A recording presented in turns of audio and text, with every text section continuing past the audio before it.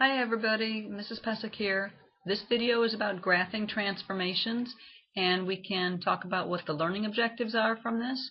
After watching this video, you should be able to, first of all, look at an absolute value function, f of x equaling a times x minus h plus k, and describe in words what the transformations are from the parent function. And second thing is to look at a graph of an absolute value function and give the equation that is associated with that graph. So let's begin. First of all, recall that f of x equaling absolute value of x is the parent function. And what do we know about that? We know that it's a V shape and that it opens up and that the vertex is at 0, 0. So let's take a look at it on the calculator. So if you have your calculator with you, which I hope that you do, if you would take it out and kind of type these functions in with me, we're going to type in the absolute value function. So remember that's AVS, and in parentheses we want to put x. So when we graph that, it looks like this. So that's the absolute value function. Okay, I hope you're taking good notes on this video. Alright, let's describe the graph of absolute value of x minus 5, where x minus 5 is inside the absolute value. What effect does that have on the graph? Well, let's take a look. We're going to compare it to the parent function. So let's type in another function. Remember, to do that you push Control and the G, and then we want ABS, and in parentheses x minus 5, close parentheses. And so when we graph that, we see the effect is that the graph has been shifted 5 units to the right. So the graph has been shifted 5 units to the right, and the vertex is at 5, 0. Let's try another example. How about describe the graph of f of x equaling absolute value of x plus 3. What happens with that graph? Well, if we type in absolute value of x plus 3, Control G brings that line back. The effect on the graph is that it's been shifted to the left 3. So when you see absolute value of x plus a number, then it's going to be a shift to the left. If you see x minus a number, it's going to be a shift to the right.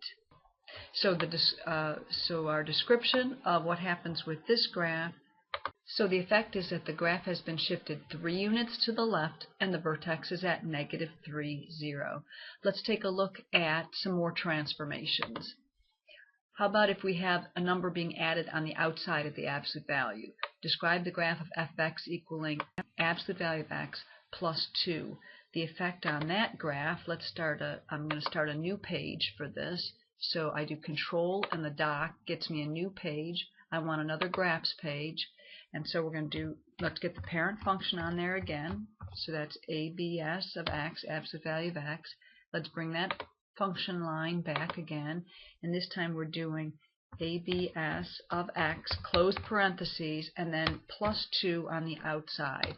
And you can see the effect of that graph is it has been shifted up 2 units. So the effect is that the graph has been shifted 2 units up and the vertex is at 0, 2. What if we have absolute value of x minus 1 with that graph? If we type that in, Control G brings the function line back, ABS of x, and then it was a minus 1, and that has been the graph has been shifted down 1 unit. So that's this graph here. So let's get that stated in words. The effect of this graph is that it's been shifted 1 unit down and the vertex is at 0, negative 1.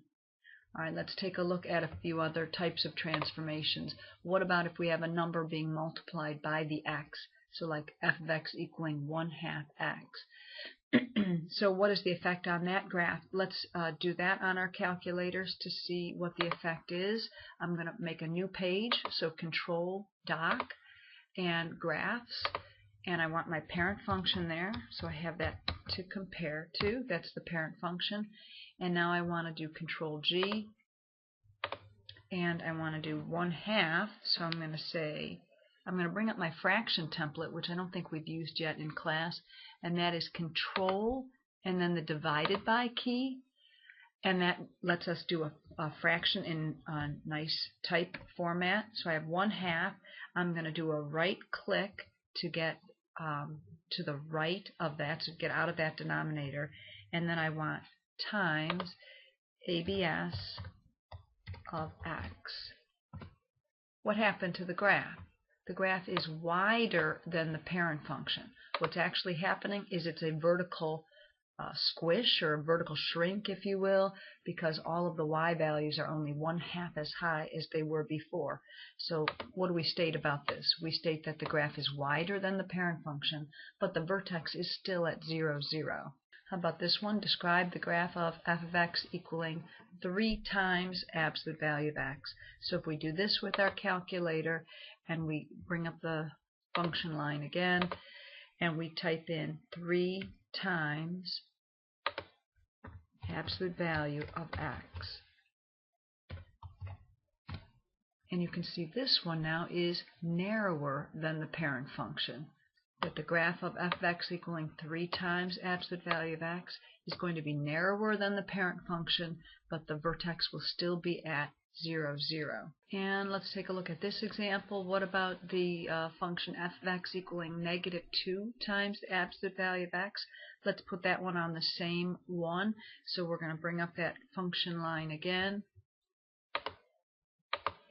And we're going to do -2 times absolute value of x. What's happened? Well, it's narrower than the parent function, and it has been reflected over the x-axis, so it's actually opening down. So if we're going to summarize this, we would say that the graph is reflected over the x-axis, so it is opening down, and the graph is narrower than the parent function. We could also state that the vertex is still at 0, 0. Let's take a look at our next page. All right, so for each of the following absolute value functions, I would like you to think about and answer the following questions. First question, does the graph open up or down? Then, is the graph narrower or wider than the parent function? And what is the vertex of the absolute value graph? So let's take a look at this first example. So we have f of x equaling 3 times absolute value of x minus 4 plus 8. What I'm hoping that you are catching on to is whatever number I would need to plug in for x here, whatever number makes this absolute value equal to 0 is going to be the x-coordinate of the vertex.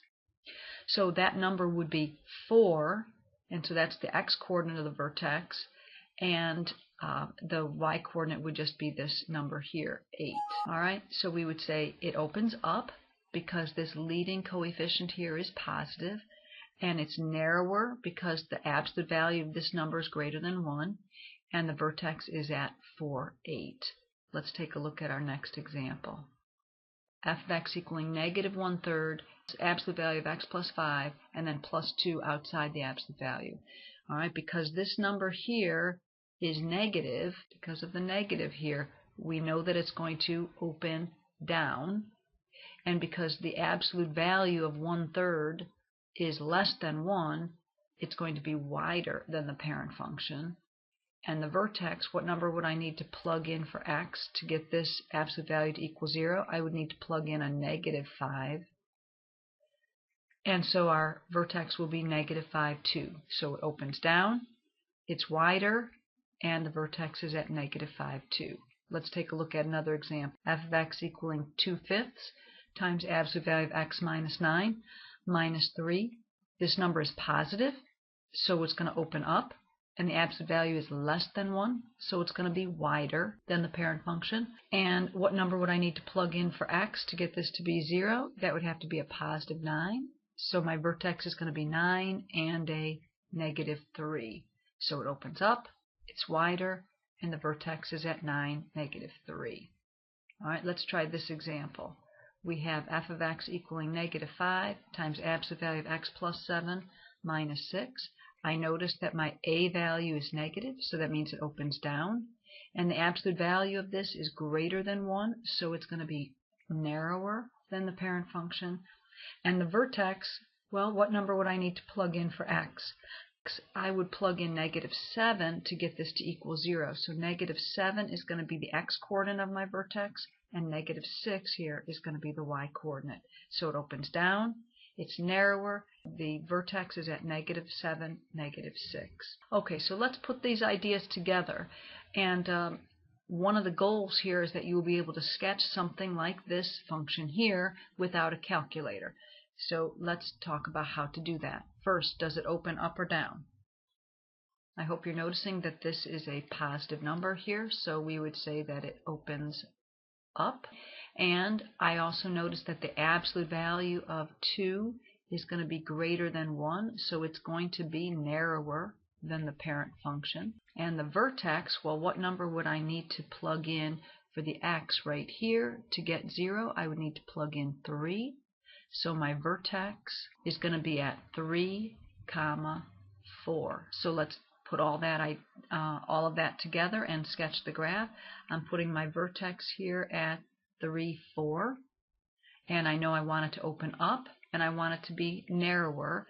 So how much narrower? Well, this number here is actually the slope of the lines that we're going to draw, the two sides of the V. So from this point I can go up 2 and to the right 1, up 2 and to the right 1, and up 2 and to the left 1, up 2 and to the left 1 to get the other side of the V. So the graph will look like this for this function. Alright, so let's try another example of this. Sketch the graph of f of x equaling -1/2 times absolute value of x plus 1 plus 5. First thing I would notice is that this number here is negative. That's our a value, and so we know that it opens down. Alright. Also notice that the absolute value of -1/2 is equal to 1/2, and because that's less than 1, then we know that it's going to be wider than the parent function is. And how about that vertex? Well, what number would I need to plug in for x to get this to equal 0? I would need to plug in a -1. So my vertex is going to be -1, 5. All right, this number sitting out here is always the y-coordinate of the vertex. So let's put this together. We want our vertex at -1, 5. And we know it opens down and that it is wider. And keep in mind, the slope is really -1/2. This number right here gives you the slope. So from this point, I want to go down 1 and to the right 2, down 1 to the right 2. Same thing on this side, except down 1 to the left 2, down 1 to the left 2, to get the other side of the absolute value V. So the graph is going to look like this. All right. Notice we were able to do all of this without a calculator. All right. And let's try going the other direction now. So you should be able to look at a graph like this and then write your own function that goes with it.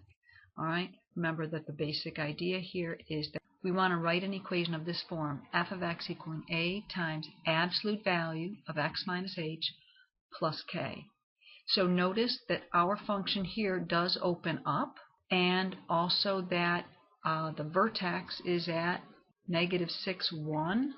If the vertex is -6, 1, then I know that inside my absolute value I want x minus that x coordinate. So I want x minus -6, so that's going to be absolute value of x plus 6. And I see this 1 right here is going to have to be my k value. All right, and then the only thing that is left is finding the a. So to find the a value, we really need to look at the slope. So it looks to me like we're going up 2 and to the right 1, up 2 and to the left 1. So I would say our slope is 2, and so that's going to be the a value. So for our function, it is going to be f of x equaling 2 times absolute value of x plus 6 plus 1. Let's do one last example of this. We want the equation for this absolute value function shown here. I notice that it's opening down, so I know that my a value is going to be negative. We're trying to find the equation that will fit here, so we need to know what the a is, the h, and the k. Let's find that vertex. I think that's at 3, 7. So again, I would plug in 3 for h, so it's going to be absolute value of x minus 3, and then plus 7 on the outside. And then what is the slope? It looks to me like we go down 2 and to the right 3, right? Down 2 and to the right 3. So that's a slope of negative 2/3. Notice it has to be negative because the function is opening down, right? The V shape is opening down. So our final answer for this problem would be f of x equaling negative 2/3 times the absolute value of x minus 3 plus 7. All right, that's it for the video. Please make sure you've taken good notes, and please write down 3 questions regarding this video. And have a great day.